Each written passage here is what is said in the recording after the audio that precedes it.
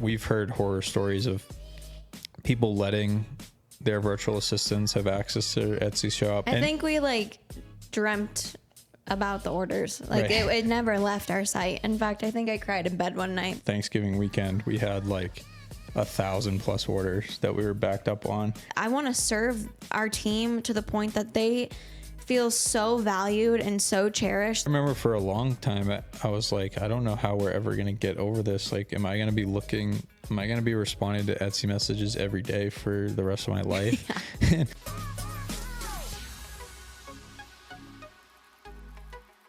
What's up, guys? Welcome back to the Grace-Filled Growth Podcast with your hosts, Lauren and Connor. We're a husband and wife team who started selling on Etsy with zero experience, zero design background, and a whole lot of late nights and early mornings. Fast forward to today, and we've done just shy of $2 million in sales on Etsy, left our 9-to-5 jobs, and built a business that gives us freedom, flexibility, and a purpose. In this episode, we'll be talking about virtual assistants. Most of the top Etsy sellers that we know have virtual assistants, but it can be very scary just thinking about hiring your first VA, and we're going to share our experience with you all today. So whether you're wondering if you should hire a VA or you want to hire a VA but don't know where to start, or if you just want to learn about a virtual assistant in the Etsy world, this episode is for you. So let's jump into it. All right, guys, welcome to the virtual assistant episode here. So the first topic we wanted to talk about with you guys, I guess to start, let's just start with what's a virtual assistant. And so throughout this episode, we'll refer to a virtual assistant as a VA pretty frequently, probably. But just for you guys who maybe aren't aware or haven't heard of that term, a virtual assistant is really someone who virtually assists with your shop, right? And so in your Etsy business, you may use a VA or a virtual assistant for various tasks to help you get things done more quickly or more efficiently and just help you as you scale your business. And so we currently have 2 team members on our team, 2 virtual assistants who help us with our shops and our Etsy business in general. And so the first thing we wanted to talk about is really, when is the right time to hire your first virtual assistant, right? As Lauren hinted at in the intro, it can be a very scary thing or a very daunting task at first. You're like, I don't know if I'm ready to hire one. I don't even know where to start. I don't know how to pay people. All of the above can be really scary. Things like giving access to your Etsy shop and some of your design files and access to your print-on-demand company website. All those things can be very scary at first, and it was definitely scary for us at the beginning. And so we wanted to do a deep dive on kind of this topic and give you guys just some insight to, hopefully just share our knowledge and our experience and give you guys some confidence if you're heading down that path or just interested in hiring virtual assistants eventually in your business.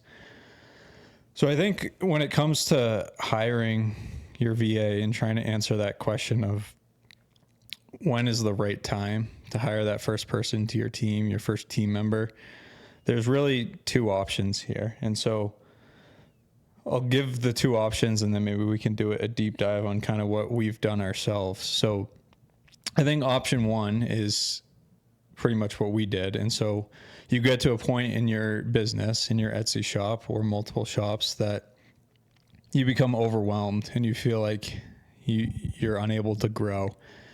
And you're just completely swamped with all the daily orders and all the tasks and messages and customer service and everything that's needed to go into your business. And so at that point, that's definitely a clear indication that you probably need some help. And so that was definitely our experience. We waited until we were very much overwhelmed.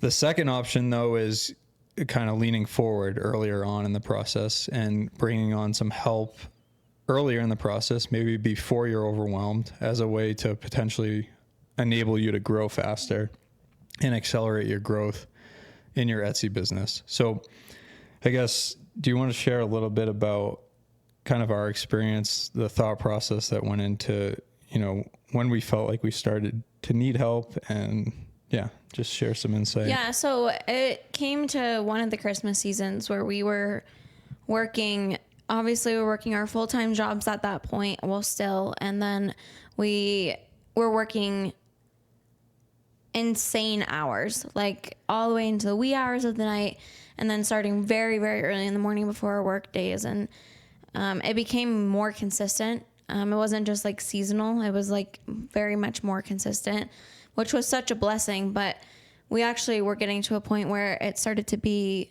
more of a bottleneck. We were the bottlenecks of our business.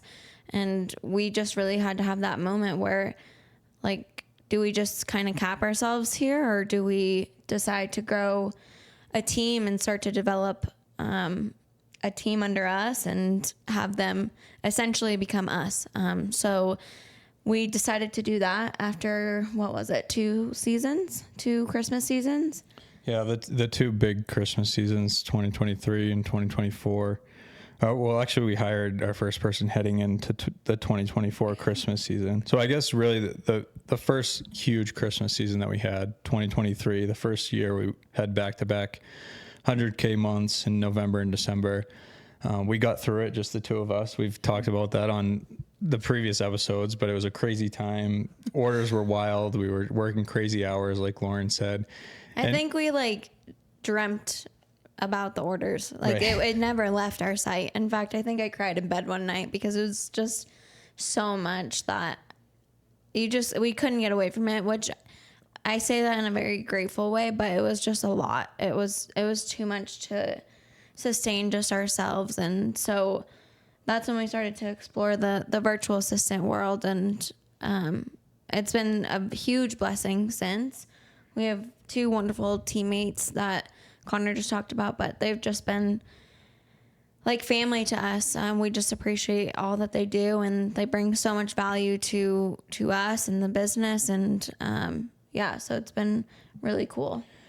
Yeah, I guess just to share a little more insight. So we've been saying how crazy busy that 2023 Christmas was. I remember at one point, I think it was right around Thanksgiving, and we made the decision, hey, we're going to mute all our notifications for the day. We're going to take the day and a half off just to enjoy time with family. And I remember coming out of that weekend, like Thanksgiving weekend, we had like 1,000+ orders that we were backed up on.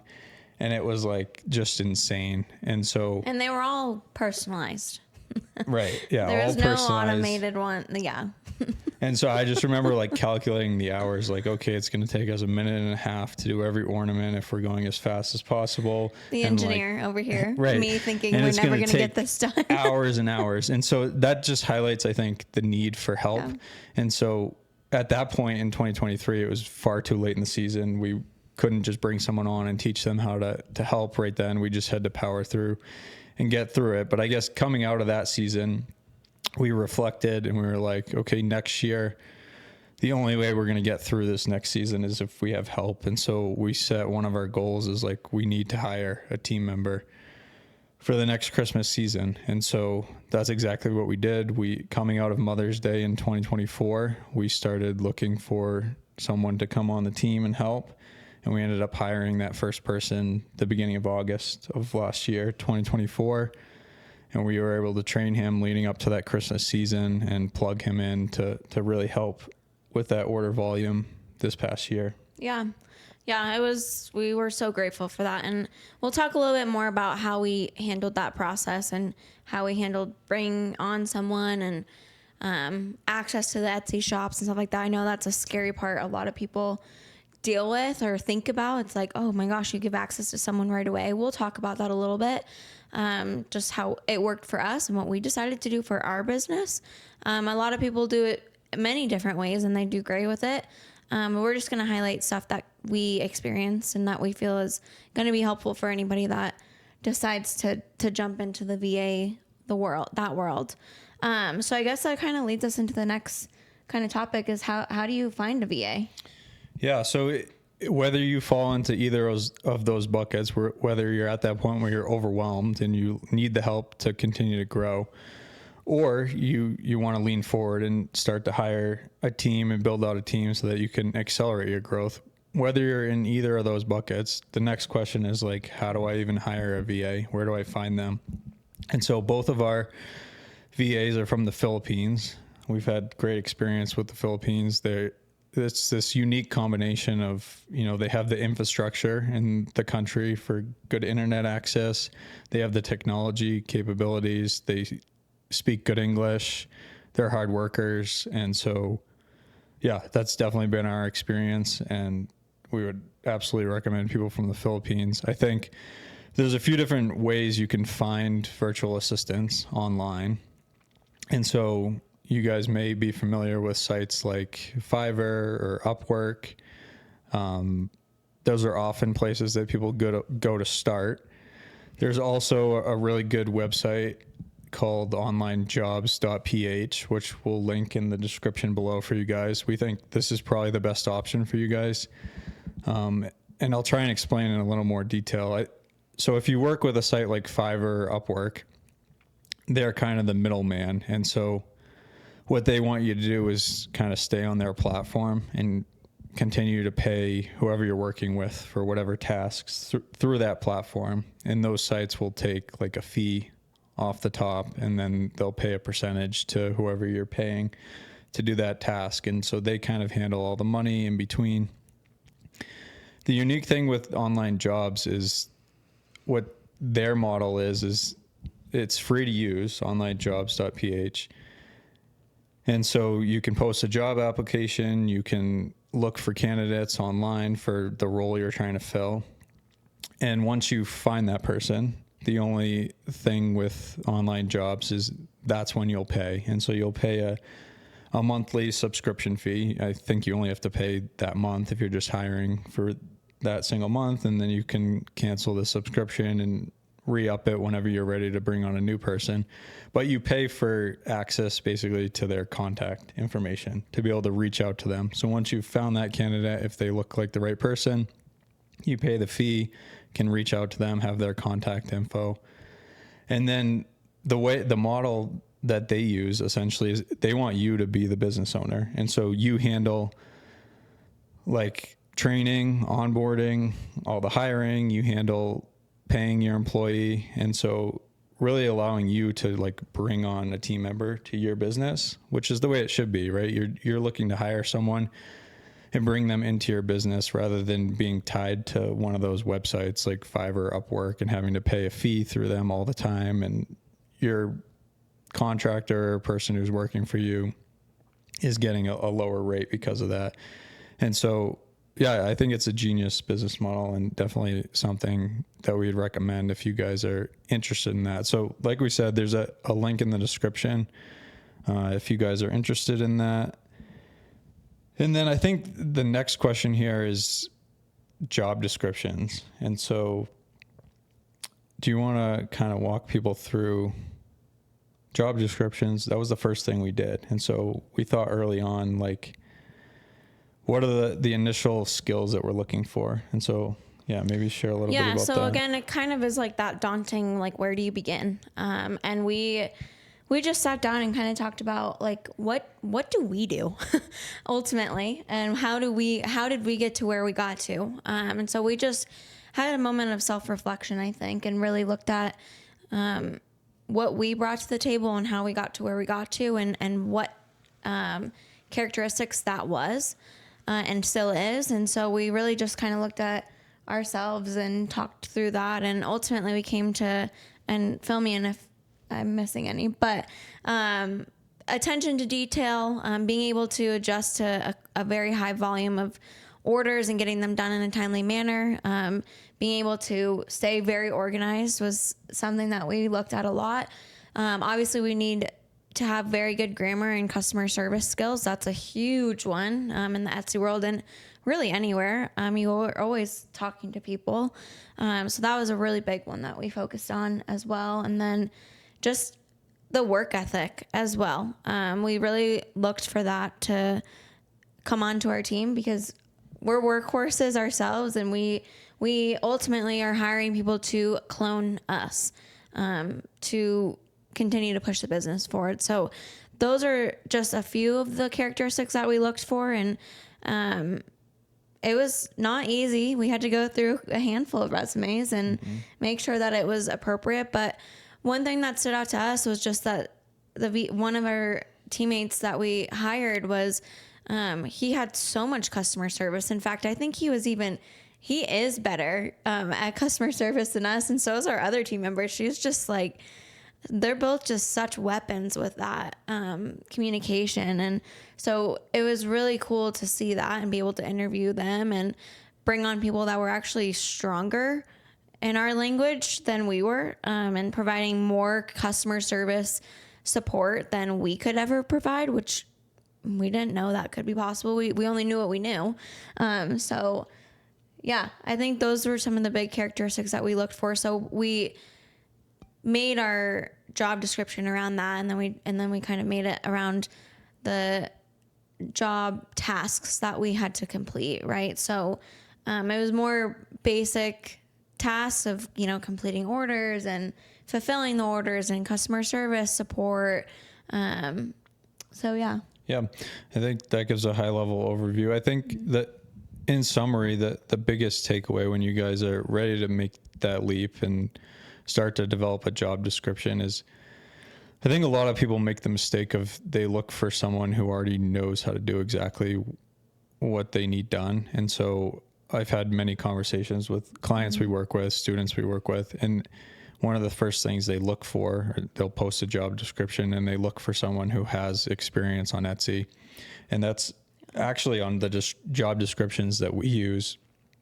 We have a requirement that they have no experience with Etsy. And so we don't want them to have ever logged into another person's Etsy account because there's risks associated with that. The IP addresses can be linked. And so if that other shop that they previously worked for has gotten shut down in the past, you could potentially be risking your shop if you eventually let them log in. And so I think try and change your mindset if you're jumping to that conclusion that, hey, I need to find someone who already has experience with Etsy. That doesn't need to be the case. What you're really looking for is like those character traits, what Lauren was saying, like attention to detail, someone who works hard, who has good people skills, good written English, things like that. That's what's going to be valuable for a virtual assistant in your business for an Etsy shop. Yeah, and I think just going off of Connor's point of how we specifically said we don't want someone working and that has worked in Etsy before, I think I just want to touch on that too, that for what it's been for us is we've actually been able to kind of shape them to learn about how our business model is. So the beauty of that for us is that they came in with a clean mindset, really, experience that we were looking for, right? From other customer service and college and all that stuff. But we were able to kind of shape them and develop them and mold them to ultimately be a massive asset to our business.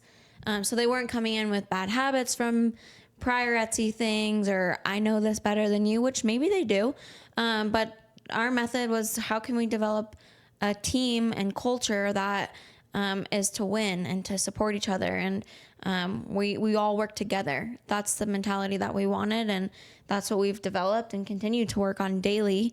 But I think that's worked very well for us because we've been able to shape them into what we've learned and what has worked really well for us. And so I just want to share that because sometimes it might sound like, what? Like, why wouldn't you hire someone that has that Etsy experience? But from our standpoint, and yes, it's the only thing we do know, so I am speaking on that part, but it's been such a blessing because, we can work out those kinks and not have them be like, well, I've learned this from other experience, or this is what I did in this Etsy shop or this job or anything like that. So I just wanted to share that and kind of touch upon that a little bit more because it's been really, really cool to see how they've developed personally and professionally. I think that's the biggest thing that we've seen is just the growth overall as humans, and like feeding that is just so cool, and seeing it from the ground up. We've planted that seed and just watered it and really nurtured it, and it just continues to grow, which is so beautiful. So yeah, I think we're biased, but that's just something that's worked really well for our business, and we're going to continue to go that route. Yeah, definitely. I think just the ability to have a clean slate, like you said, and be able to train them the right way, the way that you do things in your business, and morph them into the team members that you want and form that culture. Yeah. And I think the other thing, just real quick on top of that, is I think from what we've experienced, it gives them the ability, they want to learn.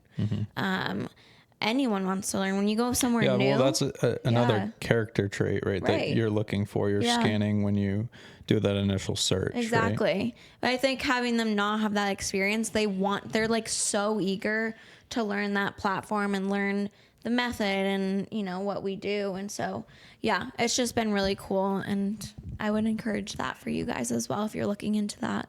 Yeah. So the first step, what we've just been talking about, is coming up with that job description. And so if you guys have no idea where to start with that, that's okay. Lauren and I have included a free job description for you guys down in the description. And so it's the exact one that we've used as we've hired both of our team members. And so we'll give that to you guys for free. There's a link in the description. It'll get you guys started. It'll be editable. So if you want to change out a few things to make it more specialized or focused on exactly what you're looking for in your business, you can edit that. And yeah, you can use that as a resource to get you guys started.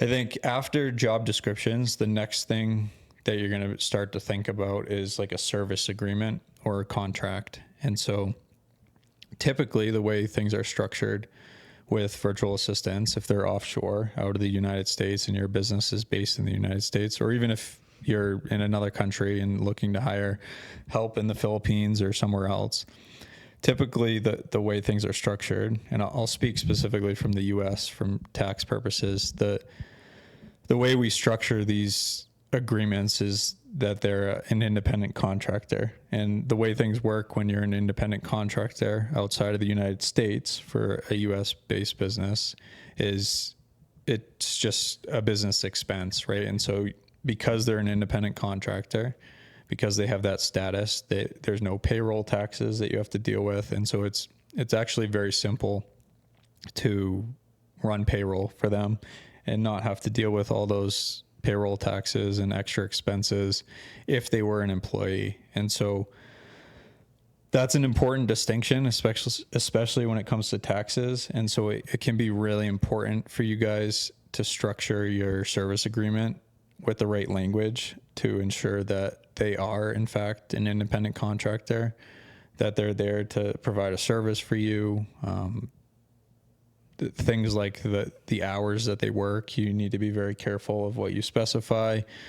And there's various things. I think it's way out of the scope of this video here, but definitely that's the next step, is a service agreement with very specific language and well thought out, outlining kind of what services you're expecting from them, and the terms and agreements that are in your working relationship. And so that would be the next step in the process. Like I said, far too much detail. Maybe in the future we'll give you guys some more insight into that if you guys are looking for that.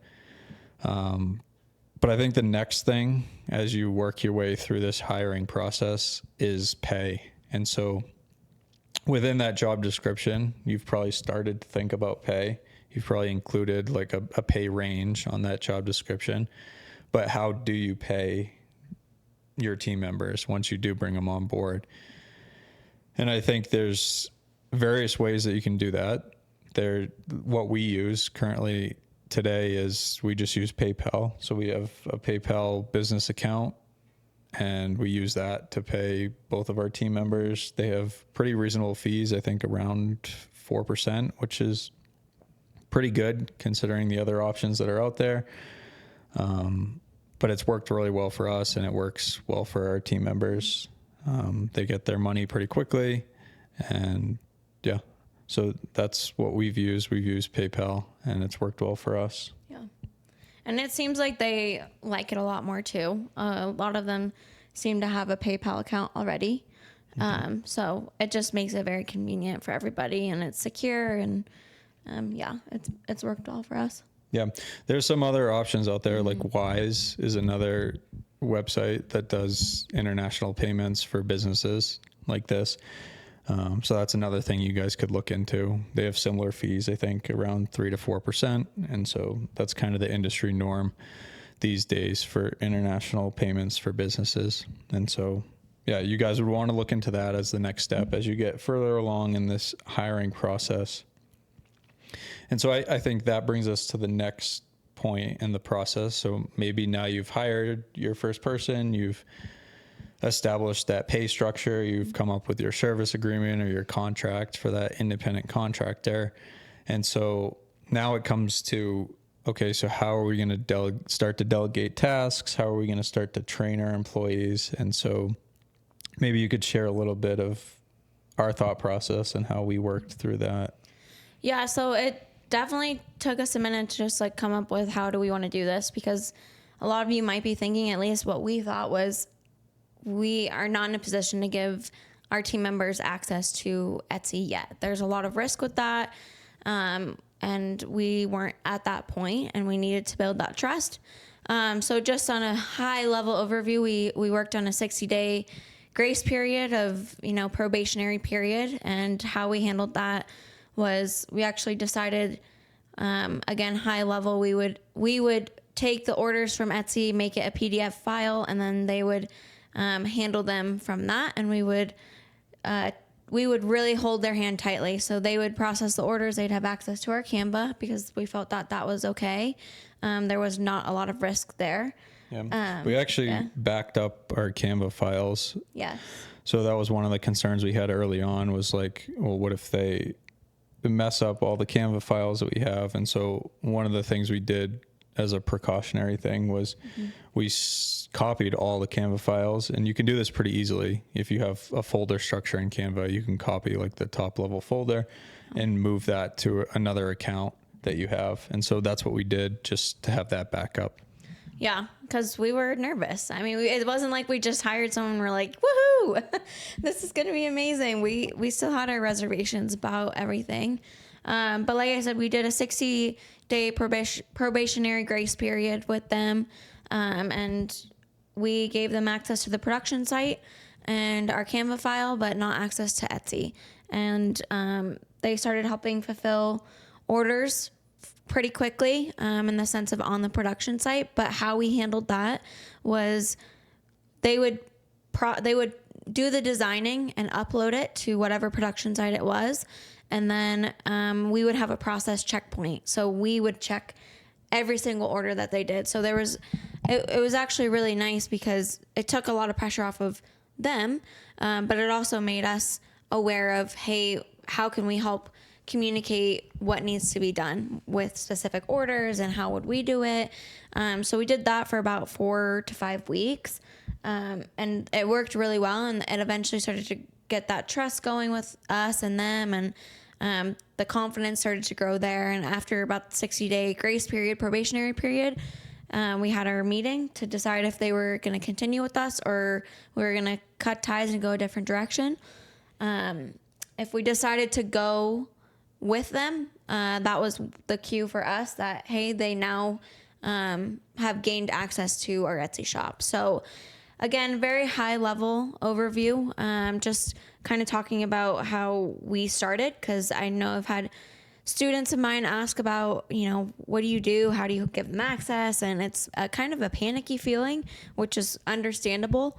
But that's just what's worked really well for us. And we've continued to do that with our second team member as well. And again, it actually works great for both parties because they don't feel the pressure of they're going to screw up and it's just going to go to the customer. They have the trust of us that we're going to check their work before it even gets submitted to the production site and gets sent to the customer. So that confidence and trust is being built mutually. And so I think that worked really well, and we're going to continue that method going forward. So I think you gave like very specific details of exactly how we approached it. But I think in general, what you guys want to do is start with very small tasks. And so start with small tasks that are easy to train them on, right? And so that you can quickly measure and know how they're performing. Do they pick up things well? Do they learn quickly?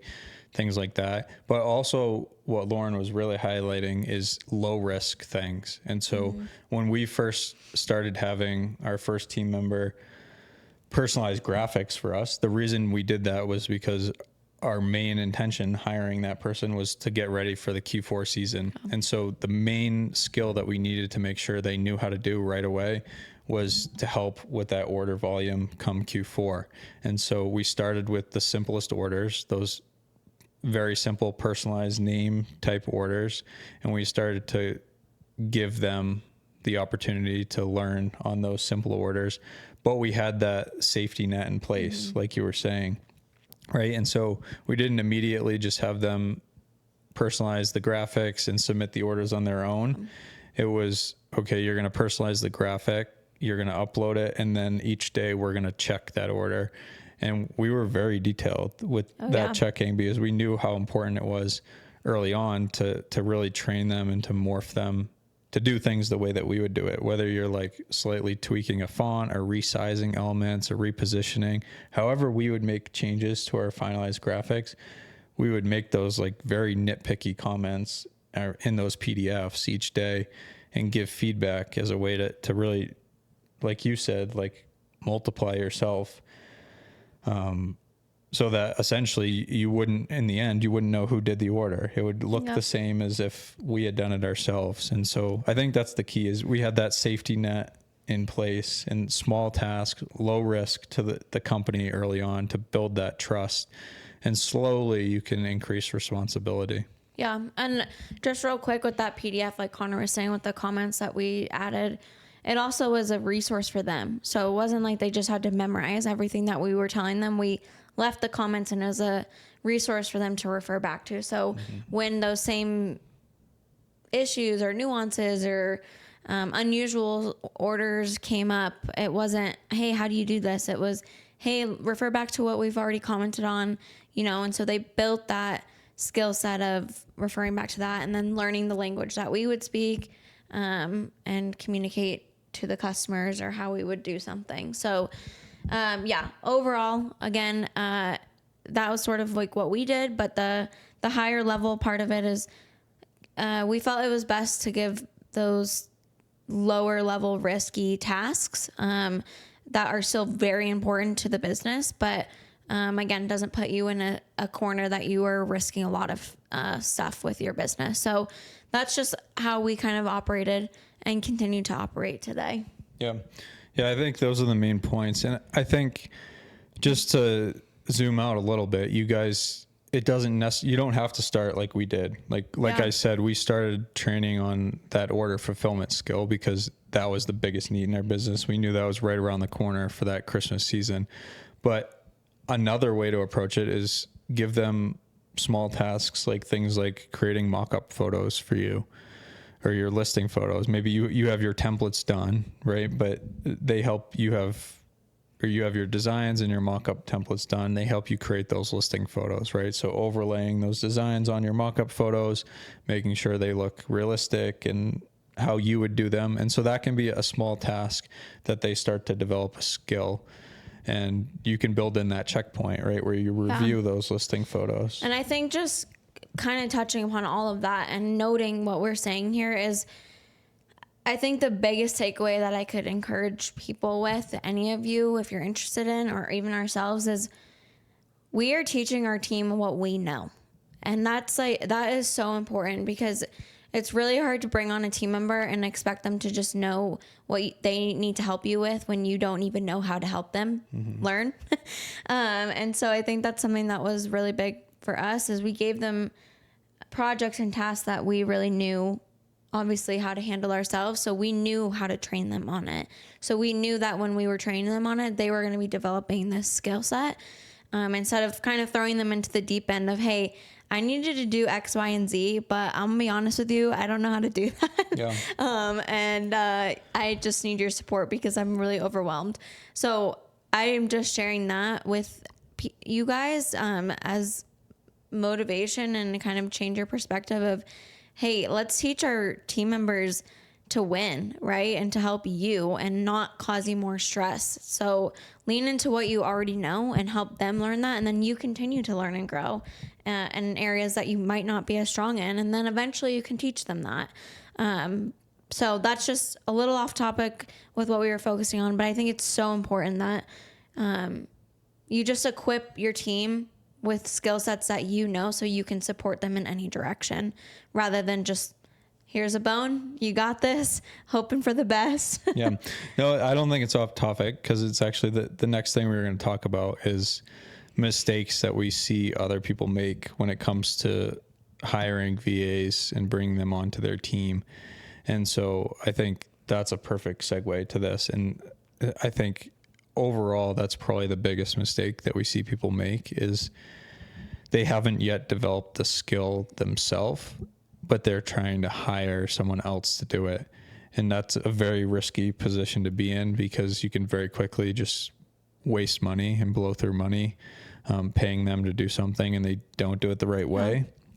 And you don't even really know if they're doing it the right way, because you haven't learned how to do it yourself. And so one of the biggest areas that I see that happen is designing. And so what I'll see very frequently from newer Etsy shops is they really want to accelerate that growth and they want to go really quickly. And the biggest mistake they make is trying to bring on a designer right away. And I think even though that person that you hire, they may be a very skilled graphic designer, they may be well trained, have tons of experience, but the biggest disconnect is if they're not part of the research, if they don't sit shoulder to shoulder with you virtually while you do that research, there's going to be a huge disconnect. And they may be creating amazing designs that they like or that work in other industries or other products from their previous experience. But if they're not completely aligned with the product research that you do on Etsy and what the marketplace wants, there's a huge disconnect. And we've seen a lot of disappointed Etsy sellers who try to take that approach and bring on a team of designers to create a bunch of designs for them. And what ends up happening is they just don't sell, because it's not that they weren't good designs, it's that they don't align with the market and it's not what people are looking to buy on Etsy. And so we really want to caution you guys with that, I think. And it's exactly what Lauren was saying. Like, you need to be so confident in each part of the process that you're going to delegate to them so that you can measure them developing that skill, right? And you can track their progress. And are they doing well, or do you need to focus more in a certain area to continue to train? If you haven't done it yourself and you don't have that design process yourself and you're just looking to hire someone, it's very risky, because you don't even really know how to measure success. And so, and I think it ultimately, just from what we've seen with, students going through it or other people that we might know going through it, is it leads to ultimately a ton of frustration, like a ton. That's like capitalized. And then a lot of disappointment for both parties. So the virtual assistant is feeling completely defeated because they're not living up to the, tasks or expectations of the owner, and the owner is disappointed because vice versa. And so it just becomes this very messy thing, and ultimately ends up typically not working out. And then you're back to square one. So our biggest encouragement, again, if you can take anything away from this video, is teach your team what you know, and then you develop the skill further to then continue to teach them. Because how we look at it is, we value our team so much. Like, how can we help them feel the best as people, as employees, as team members? And it all lands on us. How we train them, how we respect them, how we meet with them, how we, treat them as human beings and a family. That's how we approach our whole business model. And it can work so beautifully if you can do a process similarly. We're not saying ours is the best way by any means. There's many different ways out there, but the ultimate takeaway is know what you're giving your team, and know it so well that when you give it to them, you can confidently teach them, and then you can measure their milestones and where you need to reel it in a little bit. And it will just continue to sow into each, chapter that you have them with you. So yeah, I think that's just, it's so big and so important. Yeah. And I think you're highlighting a point that we kind of breezed over in the beginning of this episode, when we were talking about when we felt like it was the right time to bring on one of our team members. And so what Lauren just said there was teach them things that you already know how to do, and so that you can go off and continue to learn new things and grow the business. And so when we started to think about hiring our first person, that's exactly where we were. We felt like we were limited in growth. And so what would happen, because obviously we were working full time back then, and so we had very busy schedules. We did very well on Etsy at the same time, but we would kind of bounce between Mother's Day and Christmas. And outside of that, we really didn't have time to focus on any other events or holidays. We would kind of just like miss them and leave them off the table. And we could only really focus on those two. And the reason was we'd execute a launch, we'd do very well, and tons of orders would start flowing in. But then we would be 100% focused on order fulfillment. And so coming out of those seasons, coming out of Mother's Day, coming out of Christmas, for example, coming out of Mother's Day, we'd be so busy with orders for Mother's Day that we would completely miss Father's Day or 4th of July. And we just had to be okay with that. Whereas once we bring on our team members, right, and train them on the skill of order fulfillment, then they can start to take up a lot of that time that's spent on order fulfillment, and you can continue to grow the business and continue to lay that runway to hit on all those different events and holidays throughout the year. And so in our experience, that's what's worked really well for us, is freeing us up to like really grow the business. Yeah. And just to speak on that, this was our first year that we were able to do that, which was really so cool. It was our first year that we were able to hit on Father's Day, and we were only able to do that because we had built a team that was able to, we could trust, and we knew that they could fulfill what was needed. And so it was so cool to see. It was a smaller milestone for us, but it was so cool to see because we had never hit it. And so I am just sharing that because the growth is continuous no matter where you're at. And that's what we continue to strive for ourselves. It doesn't have to be these huge milestones, got to make X amount and this and that. It's what can you achieve next in your site? Like, what is the most tangible thing in sight?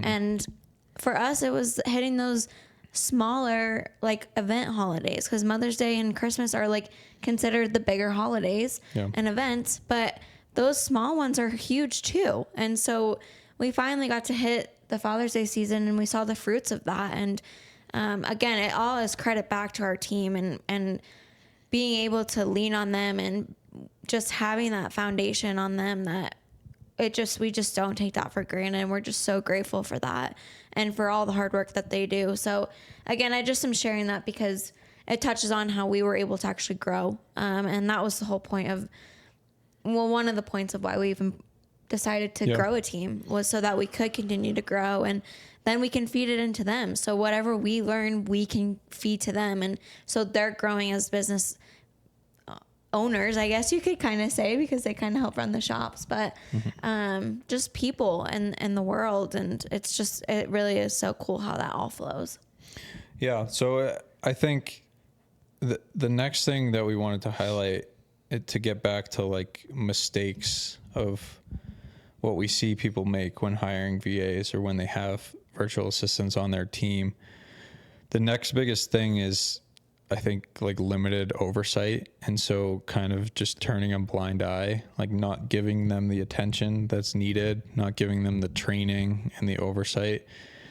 Ultimately, you guys own the business, right? It's your business and you're responsible for whatever happens in that business. And so we've made it a real point in our business and in our relationship with our team members to have a really close eye, not micromanaging, but making sure they learn to do things the right way, while also like protecting your business, right? Ultimately, and we touched on this earlier, but as you start to give more and more responsibility, what you always want to keep in mind is the risk associated with any of those tasks. And I think we've heard horror stories of other Etsy sellers who kind of turn a blind eye to some of the work that their virtual assistants are doing.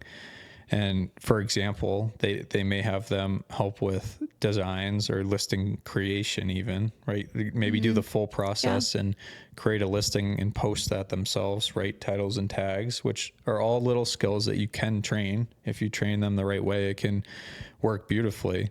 But I think with limited oversight, it can be very risky, especially at the beginning. And so we've heard horror stories of people letting their virtual assistants have access to their Etsy shop, really leaning forward and wanting to accelerate that growth. And so having them create listings from scratch. And so kind of do the whole process and ultimately like post listings that have trademarking, copyright violations. And therefore, like we've heard people actually get their shop suspended for a long period of time in that exact scenario where it wasn't them. They knew better. They wouldn't have posted that themselves, but they had someone else doing it for them in their shop with really no oversight and got their shop shut down because of that.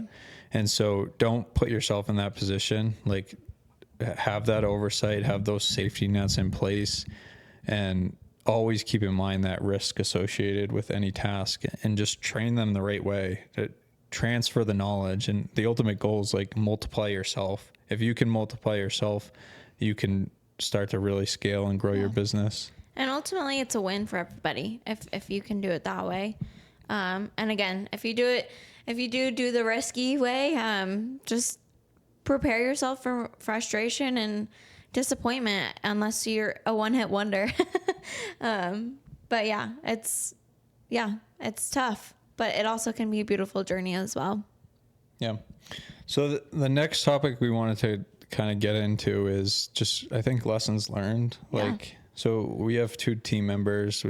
We've had one for just about a year now, probably right at a year.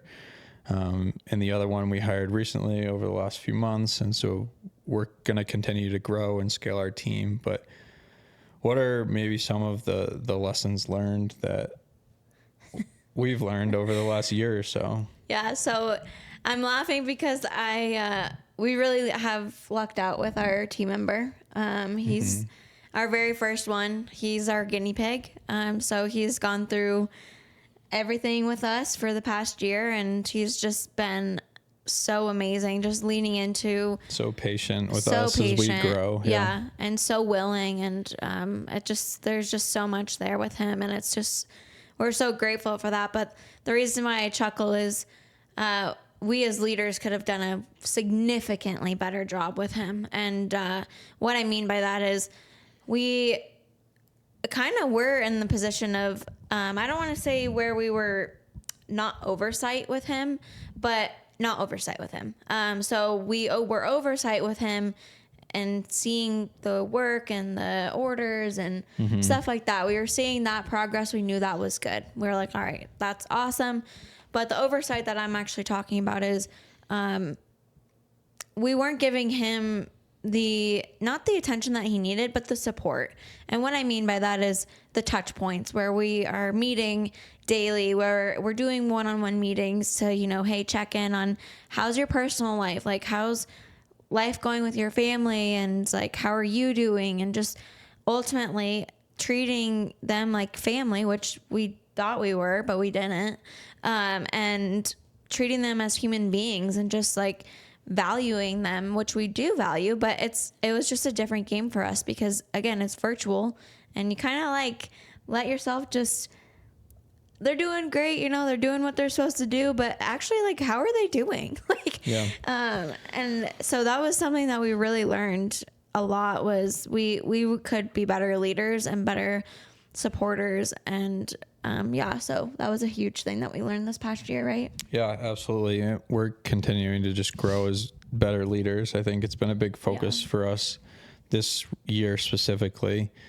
And I think it was really a blind spot for us, and we didn't realize we were really not providing that support that we needed to. Like everything was going well in the business. It was all working fine. And he seemed fine, when we did our check-ins. We did meetings like once a week. Yeah, once a week or once every 2 weeks. And just to share like more insight. So when I was an engineer, we always had like daily meetings and daily tag ups and Your stand favorite. ups. And I hated them. It was like He loved them. my worst part of the day. And so at the end, before I left, I was running a lot of those daily meetings. And so I had my team and I would have to lead those. And it just wasn't fun, right? People don't want to be there. If you work a 9-to-5 job, you guys listening very much know what I'm talking about, right? It's early in the morning. No one wants to be there. No one wants to talk about what they're doing in their day. And so I made it a point when we first hired our first team member. I was like, I don't want to get to the point where we're doing daily meetings that have no purpose. And so because I had that experience, I think I leaned way further in the other direction. And so for a long time, for the first few months, we really met like just once a week, and we would meet like, I think on Sunday nights once a week. And then eventually that went to once every other week. And then it just became WhatsApp check-ins. Right. And so very few touch points. And I think everything was going well, like we said.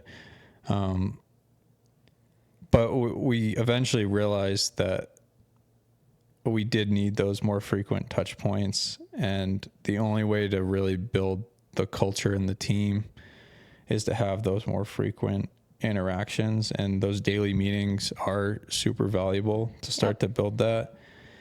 And so over the last few months, very recently, we've made that switch, especially as we brought on the second team member and we're really starting to form this team. It's become really important for us to have those daily meetings. And so, yeah.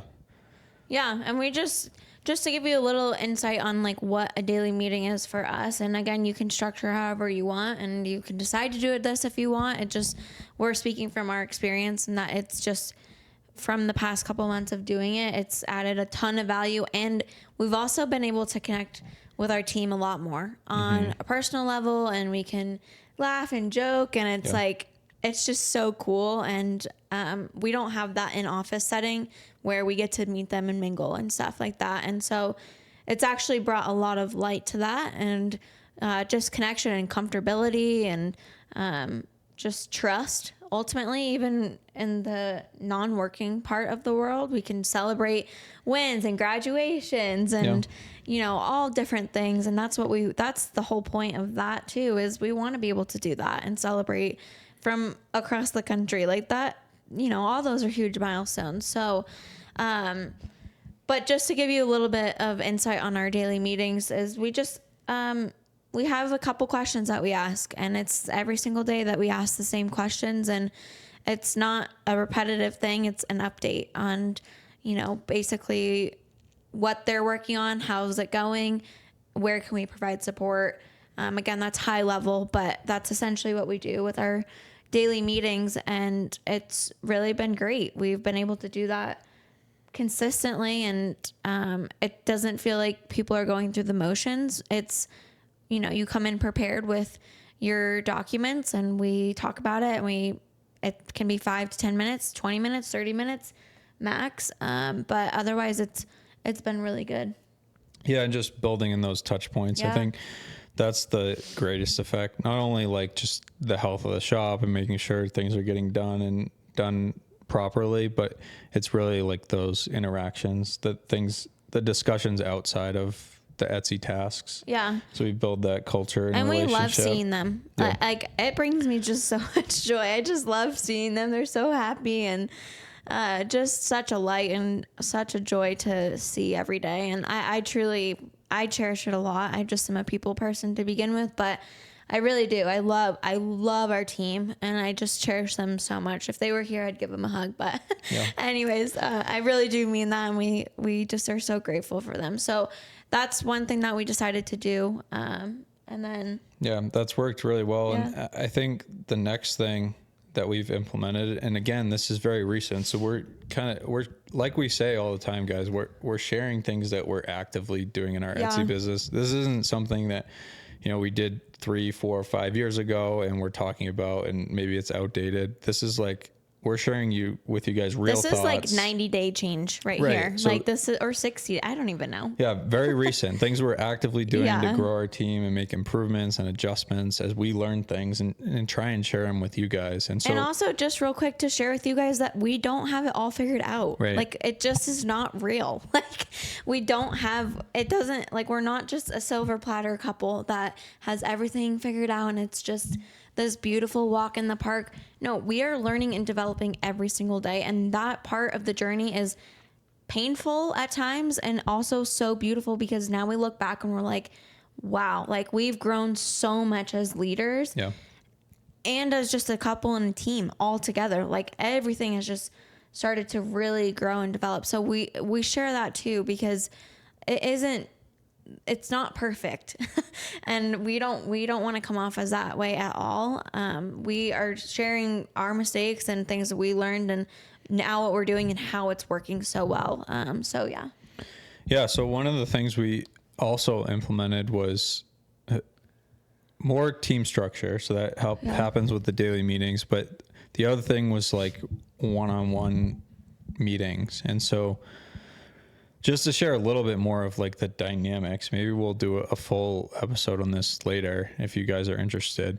But how do we like work together and how do we share responsibilities within our business? And so Lauren, she's like the people person. She's the operations. She has the leadership skill set far greater than I do. Like her personality, she has a 10 out of 10 leadership skill set. I've seen it. And well, I remember like when you were at your other job, right? Like I remember specifically you were on a call with a client and like dealing with a very difficult situation. And I remember you getting off that call and me being like, you have like such an amazing leadership skill set, like a 10 out of 10 leadership skill set. And you're in this opportunity that doesn't pay you for that.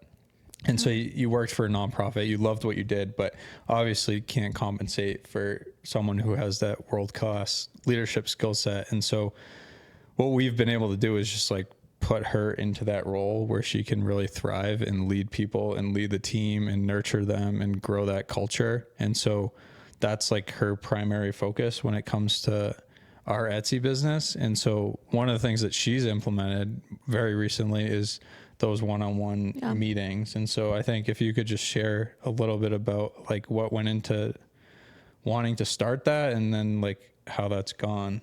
Yeah. Well, thanks for that. Yeah. But yeah, so I came to a realization and we kind of came up with it together. But it came to a point distinctly after the Mother's Day season, actually.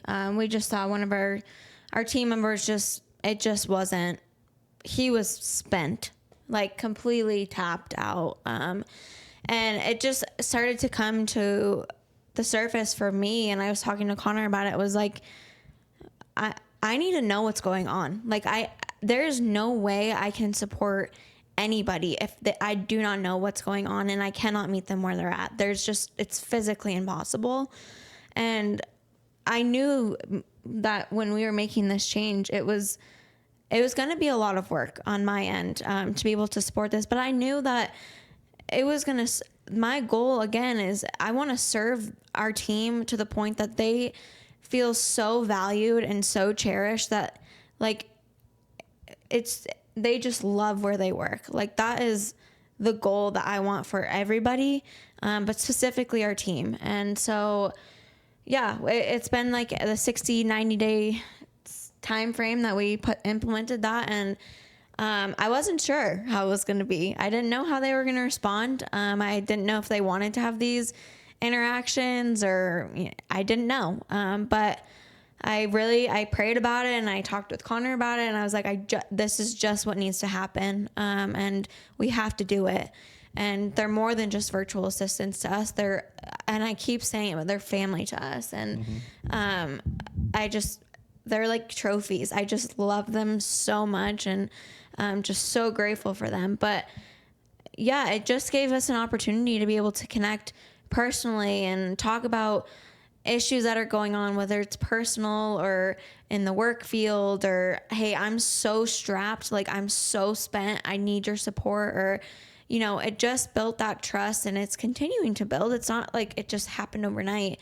It's continuing to evolve and build as I do it every single week. I do it every single week with them, and they come in with a prepped form so that we have talking points and things that they've thought about, and so I can check in on, and it's just been really cool.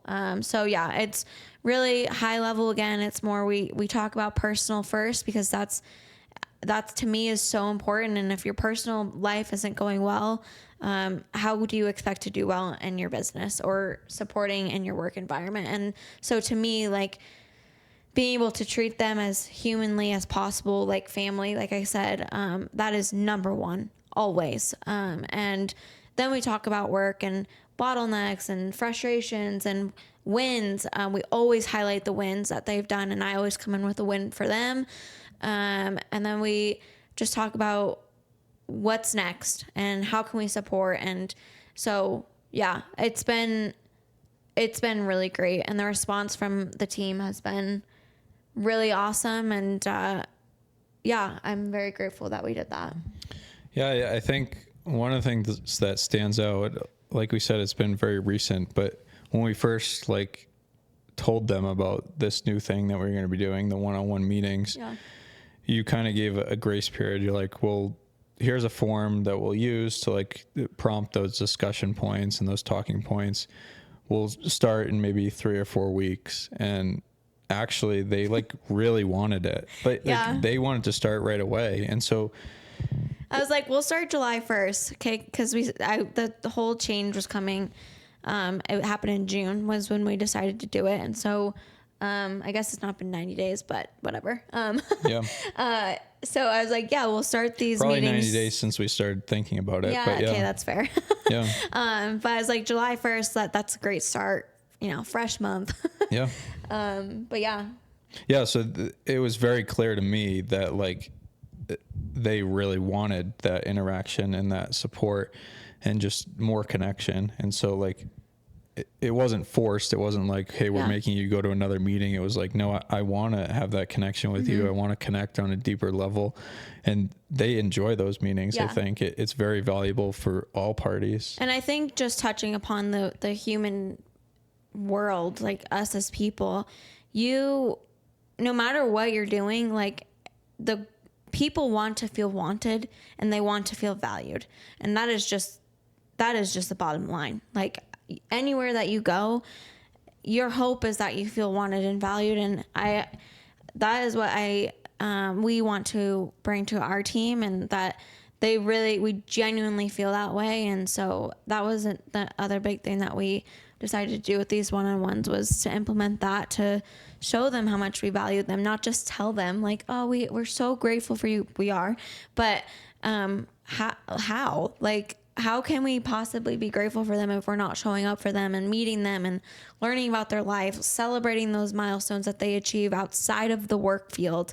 And so I think that was it was a big learning curve realization for us as leaders and developing our team. But wow, has it been cool. It's been it's been even so last cool. night we got off our meeting and you had one of your one-on-ones, and so you stayed on a little longer with them, with that individual. But then I remember we went for a walk and we were just kind of blown away how much the culture's starting to really evolve and turn into something really cool, and how quickly that's happened with just these small changes that seem like small changes but are really big. Yeah.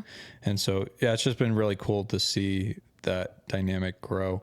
I think one of the things I thought of as you were saying that we didn't think to put on our agenda here, but I think is probably one of the biggest lessons that we've learned and things that we've had to work through. And it relates to, I think, somewhat pay and how you treat your employees or your team members. It comes down to how you handle mistakes. And so this has been a real point of discussion for us over the last year. Something we've thought very hard about, read a lot about how to lead people and grow your team. And I think one of the things we've been very, very intentional with from probably the first day that we hired our first person with, in terms of the pay structure, is that we want to be really intentional about highlighting the good things and not punishing. So rewarding things that are done well, re-emphasizing those things, but not punishing the mistakes that people make. And so we've been very careful and very intentional to not have those punishment type things in our business.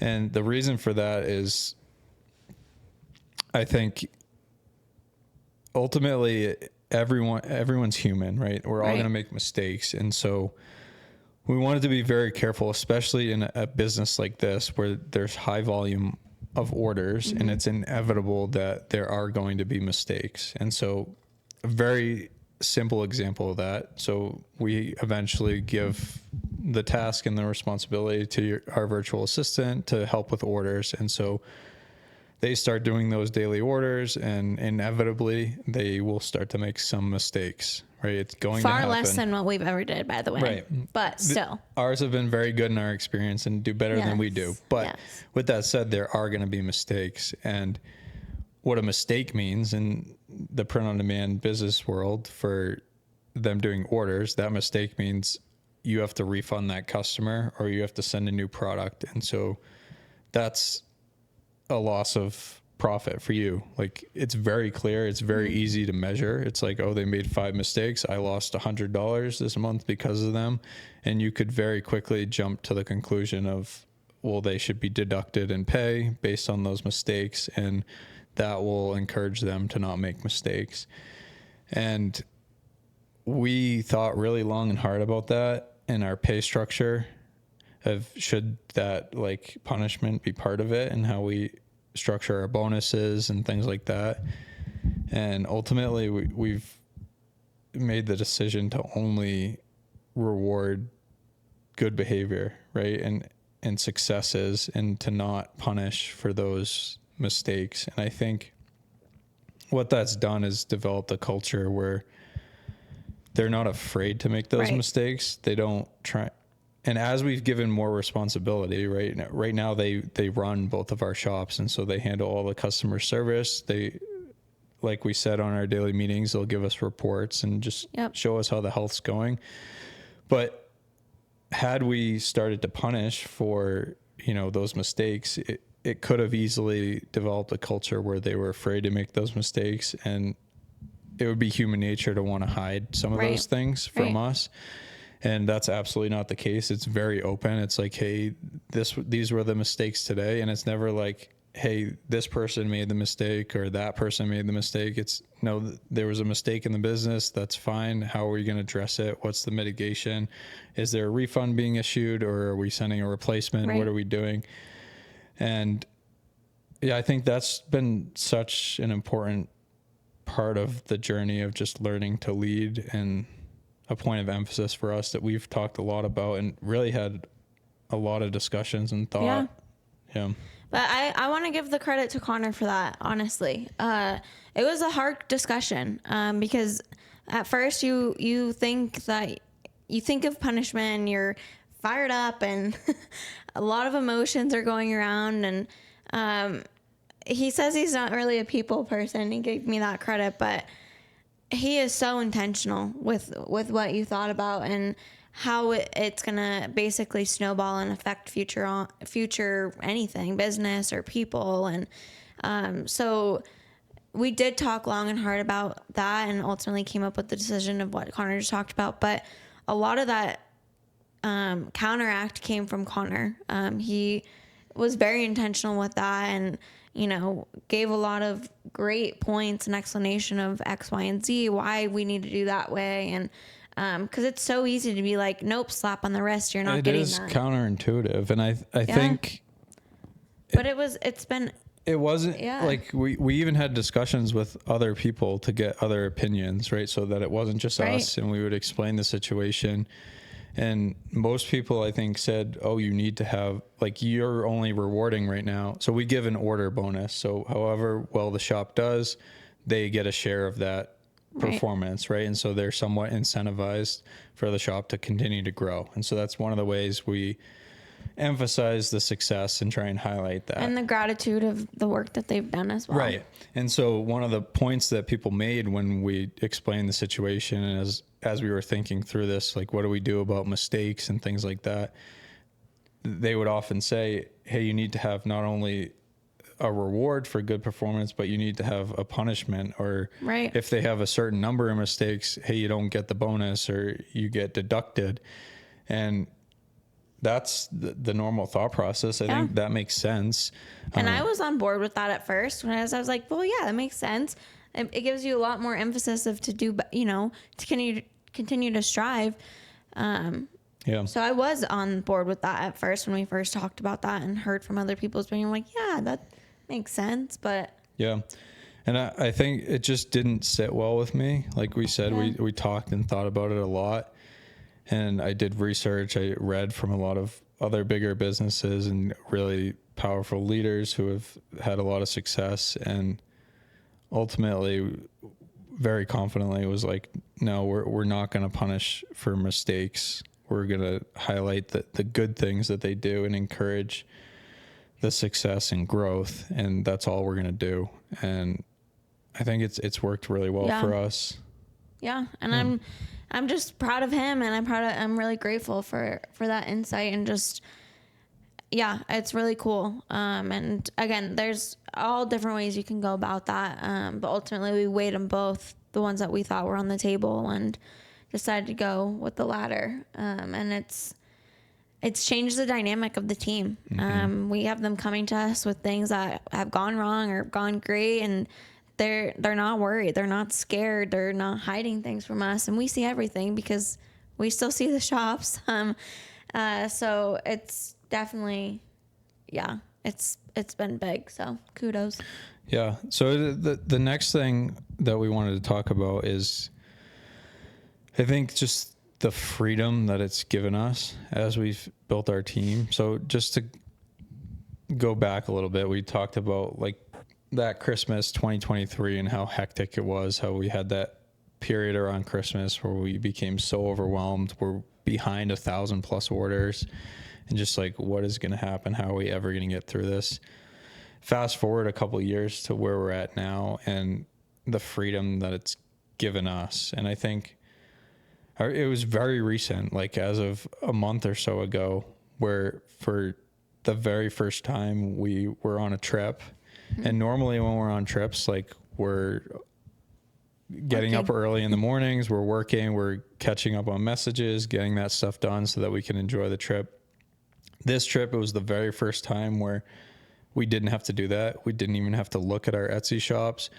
We had put and built that team in place where they could run by themselves. And so we still had those daily check-ins where we'd check in with them with our daily meetings, because like we said, we think that's very valuable and very important. And it keeps everybody on the same page. So we did do that. Yeah.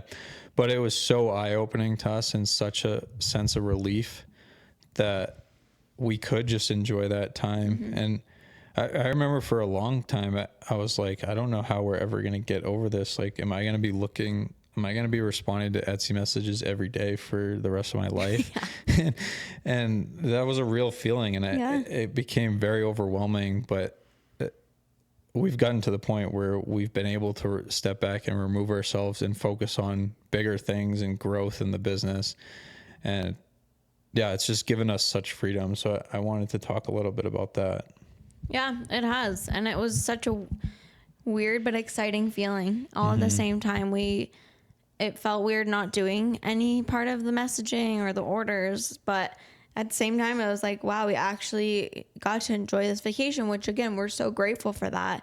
And we didn't mind doing the work. We were grateful to be able to do that too, but it was just that next milestone and the next win that we were able to achieve, and instill in our team that they were able to do that as well and support, the shops ultimately and continue growing the business. So yeah, it was so cool, and high five for that. Yeah. That's a big milestone. Yeah, it was definitely a big I win haven't really for thought us. about it that much, but I'm like, you know what? That's huge. And honestly, it really opened our eyes of what's possible. Yeah. And so we'll share more about this in probably future videos of like what our vision is for our Etsy shops and where we're headed and where we're going to grow. But it really unlocked that door of like, okay, they're like fully running these shops. And now we can really start to scale the team and bring on more people and do it the right way and build that culture and team. And it just opens so much possibility. Yeah. So it's really cool to see. And we feel like we're just getting started. We are. Yeah. So I think that wraps up what we wanted to talk about in this episode. We have two things for you guys. So number one, there's going to be a link in the description, like I said earlier, for that job description template. And so we'll give that to you guys for free. You can click that link. It'll be in an editable format so you guys can make edits, and that'll get you started.